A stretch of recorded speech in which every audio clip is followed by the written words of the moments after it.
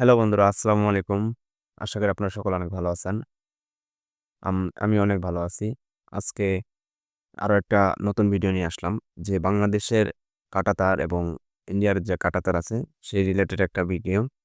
কেন কিভাবে YouTube channel থেকে নিয়ে আসছি যে বাংলাদেশের মধ্যে যে একটা কাঁটাতার নিয়ে ঝামেলা চলতেছে সেই ব্যাপারটাই খুলাসা করে দিবে কি কেন কিভাবে এরকম একটা ইউটিউব চ্যানেলের নাম। ইউটিউব চ্যানেলের নাম হচ্ছে কি কেন কিভাবে ইউটিউব চ্যানেল।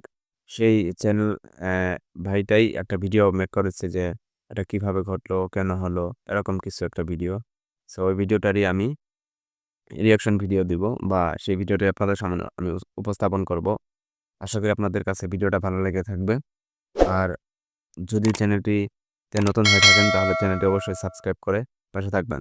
সো চলুন দেরি না করে ভিডিওটা সবাই দেখে আসি। সাম্প্রতিক সময়ে ভারত-বাংলাদেশ সীমান্তে কাঁটাতারের বেড়া বসানোকে কেন্দ্র করে দুই দেশের মধ্যে একের পর এক উত্তেজনা তৈরি হচ্ছে। সীমান্তে দুই দেশের মানুষ দেশীয় অস্ত্রশস্ত্র নিয়ে মারামারিও করেছে। সেই সাথে ভারতীয় সীমান্তরক্ষী বাহিনী বিএসএফ টিয়ারশেল আর সাউন্ড গ্রেনেড নিক্ষেপ করে আন্তর্জাতিক আইনের সুস্পষ্ট লঙ্ঘন করেছে। ভারত যে চুক্তির বলে সীমান্তের ১৫০ গজের ভেতরে কাঁটাতারের বেড়া বসাতে চাচ্ছে, বাংলাদেশের পক্ষে সেই দেশবিরোধী চুক্তি স্বাক্ষর করেছিল হাসিনা সরকার। ভারত-বাংলাদেশ সীমান্তে কাঁটাতারের বেড়া বসানোর ইতিহাস কয়েক দশকের পুরনো। সীমান্ত নিরাপত্তার কথা বলে শুরু হওয়া এই প্রকল্পটি কেবল একটি প্রতিরক্ষা ব্যবস্থা নয়, এটি দুই দেশের সম্পর্ক, রাজনীতি এবং সীমান্তবাসীর জীবন জীবিকার উপর গভীর প্রভাব ফেলেছে। ভারত-বাংলাদেশ সীমান্তে কাঁটাতারের বেড়া বসানো কিভাবে শুরু হয়েছিল এবং এই বিষয়টি নিয়ে এত জটিলতা কেন, সে সম্পর্কে আলোচনা করা হবে কি কেন কিভাবে এই পর্বে। কি কেন কিভাবে চ্যানেলে আপনি নতুন হলে অনুরোধ করব সাবস্ক্রাইব করে বেল আইকনটিতে ক্লিক করুন।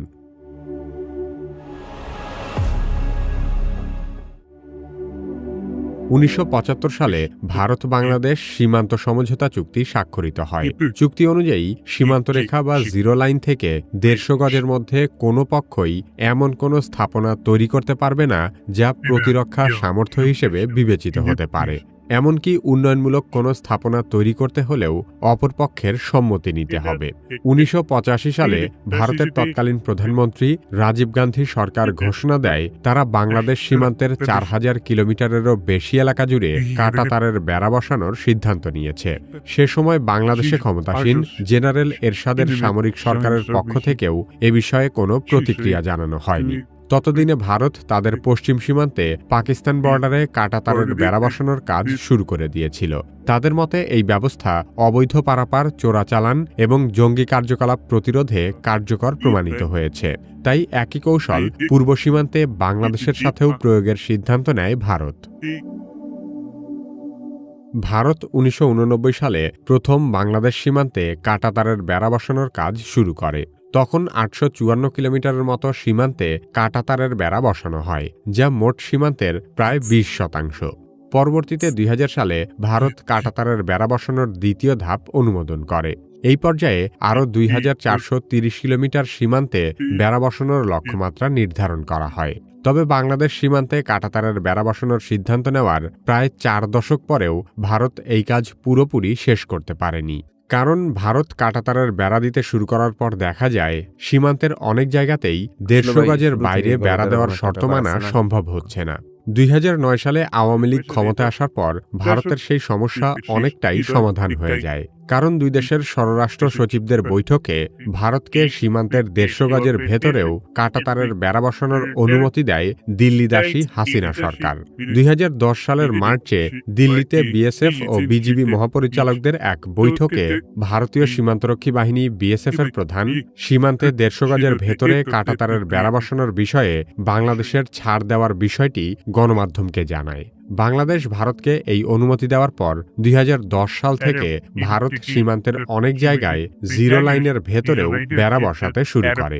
তার কিছুদিন পরেই ২০১১ সালের জানুয়ারিতে বাংলাদেশি কিশোরী ফেলানী খাতুনকে গুলি করে হত্যা করে বিএসএফ।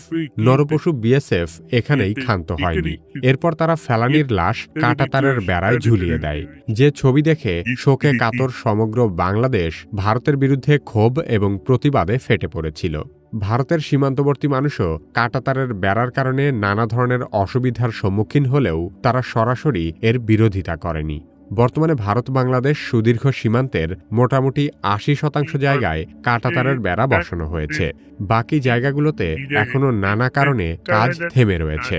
সেই সাথে বেড়া বসানো নিয়ে দুই দেশের সীমান্ত অঞ্চলে বিবাদ এবং সংঘাতের ঘটনাও একটি নিয়মিত বিষয়ে পরিণত হয়েছে।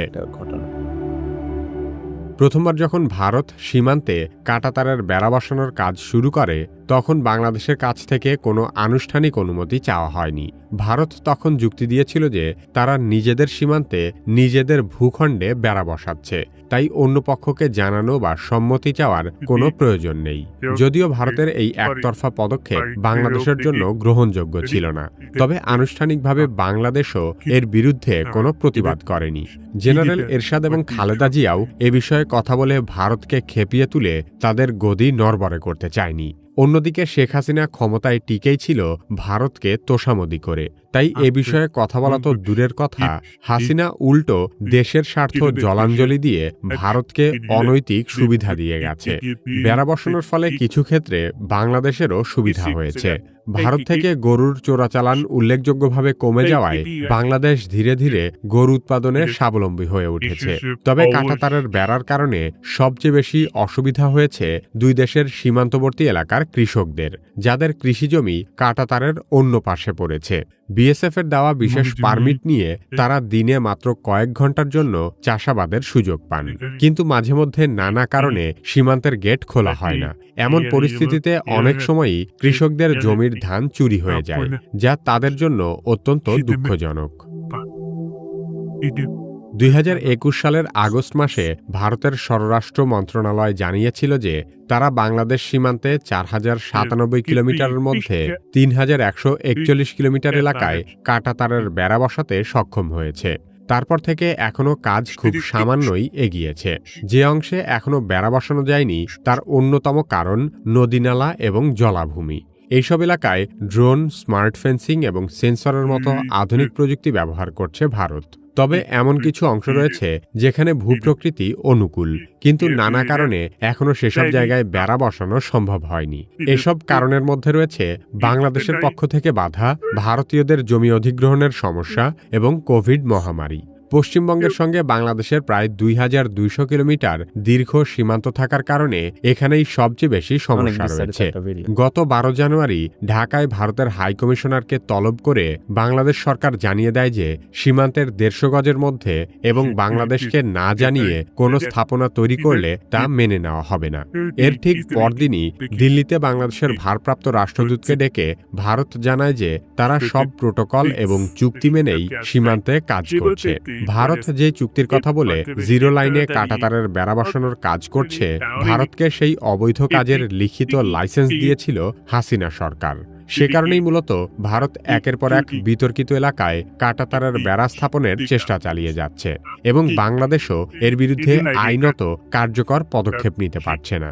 কাঁটাতারের বেড়া বসানোর কাজ ভারতের জন্য কখনোই সহজ ছিল না।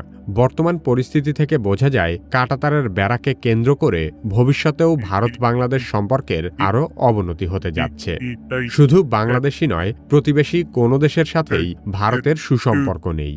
অতীতে শুধু পাকিস্তানের সাথেই ভারতের প্রকাশ্য শত্রুতা ছিল এবং অন্যান্য প্রতিবেশীদের বন্ধু হিসেবে প্রচার করা হতো।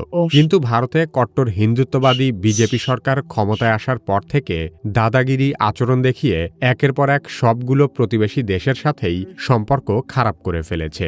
প্রতিবেশী দেশে ভারতের কোনো বন্ধু নেই কেন সে সম্পর্কে জানতে চাইলে কিভাবে এই ভিডিওটি দেখতে পারেন।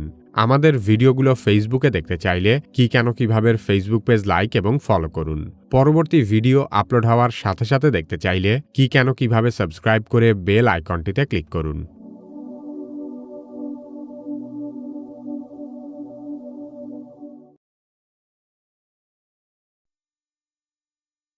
আশা করি আপনারা সকলে অনেক ভালো আছেন এবং সবাই ভিডিওটা দেখলেন। কিভাবে ইউটিউব চ্যানেল থেকে এত সুন্দর বিস্তারিতভাবে বুঝাইছে যে আর আমার কথা বলার কোনো জায়গাই নাই। আসলে ব্যাপারটা হচ্ছে শুরুতেই এরকম একটা কথা আছে না যে হাসিনা সরকার শুরুতেই যেমনটা করে গেছে ঠিক মানে একটা সংশোধন হতে একটা ব্যাপার-স্যাপার আছে না? এরকম যে যখন হাসিনা সরকার ছিল তখন হয়তো বা ভারতের সাথে সুসম্পর্ক ছিল বাংলাদেশের, কিন্তু এখন হাসিনা সরকার তো নাই। তার কারণেই হচ্ছে ব্যাপারটা এরকম। হাসিনা সরকার যখন ছিল তখন মানে যেমনে পারে সেমনি কাঁটাতার দিত, বা এই পারের লোক ওই পারে কোনোভাবে হয়তো বা যাতায়াত করতো, কিন্তু এখন তো নাই। এখন হয়তো বা ভারতবাসী এরকম একটা চেষ্টা চালাইতেছে যে বাংলাদেশের জমি কেমনে দখল করা যায়, মানে তারা ওই আগের আছে, যদিও বা ব্যাপারটা ঠিক না। আমরা বাংলাদেশের মানুষ, বাংলাদেশের 1 ইঞ্চি মাটিও আমরা কাউকে দিতে রাজি না। আর পরিশেষে একটা কথাই বলবো, ভিডিওটা অনেকটাই সুন্দর হয়েছে কি কেন কিভাবে ইউটিউব চ্যানেল থেকে। যারা এই ভিডিওর অরিজিনাল ভিডিওটা চান তারা অবশ্যই আমার ডিসক্রিপশন বক্স চেক করবেন। আর আপনারা কোন ধরনের ভিডিও চান অবশ্যই আমাকে কমেন্টে জানাবেন।